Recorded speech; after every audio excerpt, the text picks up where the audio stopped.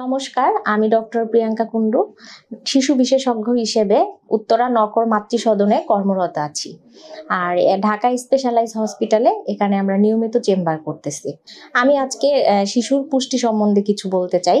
আজকাল মায়েরা দেখা যায় যে একটা বাচ্চা জন্মের পরই একটা মায়ের বুকের দুধের বদলে তারা দেখা গেছে যে বিভিন্ন ফর্মুলা ফুডগুলাকে প্রিফার করে। বাট আমরা চাচ্ছি একটা বাচ্চা জন্মের পরে 1 ঘন্টার ভিতরে মায়ের বুকের দুধ পান করুক, এবং এটা বাচ্চার যেরকম বুদ্ধি এবং বাচ্চার গ্রোথে সাহায্য করবে। তো 6 মাস পর্যন্ত আপনারা শুধু মায়ের বুকের দুধই খাওয়াবেন। 6 মাসের পর থেকে আপনারা মায়ের বুকের দুধের পাশাপাশি ঘরের তৈরি খাবার খাওয়াবেন, যেটা আপনারা ঘরের জিনিস দিয়ে, যেমন ঘরের চাল ডাল 2 ধরনের সবজি দিয়ে খিচুড়ি তৈরি করে খাওয়াতে পারেন। এটা বাচ্চাকে গ্রোথে সাহায্য করবে। এবং দেখা গেছে বাংলাদেশে কিছু পুষ্টিহীনতা দেখা যায় বাচ্চাদের ভিতরে, বিশেষ করে আয়রন ডেফিসিয়েন্সি অ্যানিমিয়া। তো এই ধরনের অ্যানিমিয়াকে আপনারা যাতে প্রতিরোধ করতে পারেন, এই জন্য আয়রন সমৃদ্ধ ফুড বাচ্চাদের 6 মাসের বয়সের পর থেকে আস্তে আস্তে দিতে হবে। যেরকম ডিমের কুসুম, তারপরে মুরগির কলিজা, মাছ, সামুদ্রিক মাছ এবং মাটির নিচে সবজি, এবং বেদানা ডালিমের রস, এগুলা খাওয়াতে হবে বাচ্চাকে।